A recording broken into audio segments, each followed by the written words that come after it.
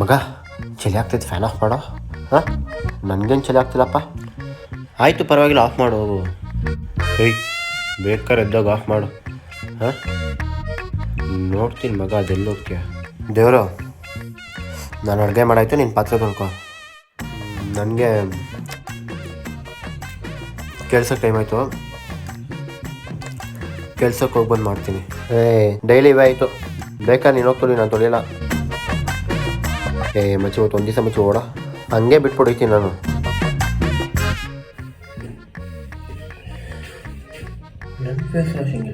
ನನ್ನ face wash use ಮಾಡ್ದ. ನಾನು ಇವತ್ತು ಸ್ನಾನಕ್ಕೆ ಹೋಗಿಲ್ಲ. ಅದು ಕರೆಕ್ಟೇ, ಇವನು ಯಾವಾಗ ಸ್ನಾನ ಮಾಡೋಣ. ಅದಂಗೆ ಬಂತು, ಕಳ್ಳನ ಮಗ ಗ್ಯಾಪಲ್ಲಿ ಏನಾದ್ರು ಯೂಸ್ ಮಾಡ್ತಾವನ. ಯಾಕೋ ನಾನು ಬ್ಯಾಗಲ್ಲಿ ಇಟ್ಕೊಳ್ಳೋದೇ ಬೆಸ್ಟ್ ಅನಿಸ್ತಿದೆ. ಇಲ್ಲ, ನಾನು ವೈಟ್ ಕಲರ್ ಟಿ ಶರ್ಟಲ್ಲಿ ಇದೆ ನೋಡ್ದ, ಅದು 3 ದಿವಸದಿಂದ ಟೆರೆಸ್ ಮೇಲೆ ಇದೆ. ಅಪ್ಪ ದೇವ್ರೆ, ಮತ್ತೆ ಗೊತ್ತಿದ್ರೆ ಎತ್ಕೊಂಬರ್ಬೇಕು ತಾನೆ. ನನಗೇನು ಗೊತ್ತು, ನೀನು ಹಂಗೆ ಬಿಟ್ಟಿದ್ಯಾ ಅಂದ್ಕೊಂಡೆ. ಹಾಳೋ, ಇದೊಂದು ಚೆನ್ನಾಗಿ ಹೇಳ್ಬಿಟ್ರೆ ಯಾವಾಗಲೂ ಒಳ್ಳೆ ಬುದ್ಧಿ ಕಲಿಬೇಡಿ.